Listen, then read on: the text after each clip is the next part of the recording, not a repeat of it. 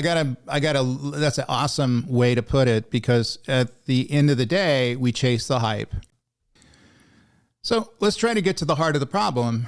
In other words, why did so many people, chase a narrative, chase a concept, and were, basically destroyed emotionally? I saw that, happen firsthand when the market didn't bear fruit, when people didn't move in that particular direction. And of course, made huge investments, many billions of dollars that went toward a space that never was going to grow.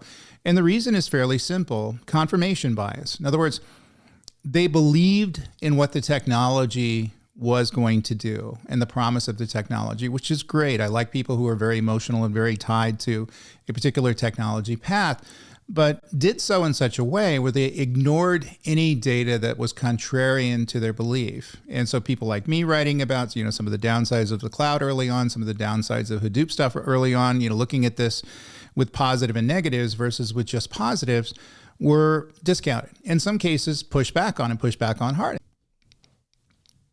So our economic incentives reward hype over accuracy, because bold, optimistic claims sell more software, fill more conferences, and generate more analyst attention than careful conditional statements.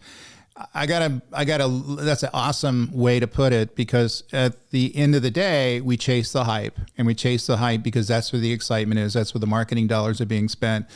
That's where the, multi-million-dollar conferences are being held, and they push a lot of money and they push a lot of momentum after a particular space, and not necessarily consider everything. So we're not taking a, positive and negative look at much of this technology, because we're looking at the cool things to look at. But in many cases, as we talked about here, that's not going to be the case. It's almost never going to be the case. And people need to consider the upsides and the downsides.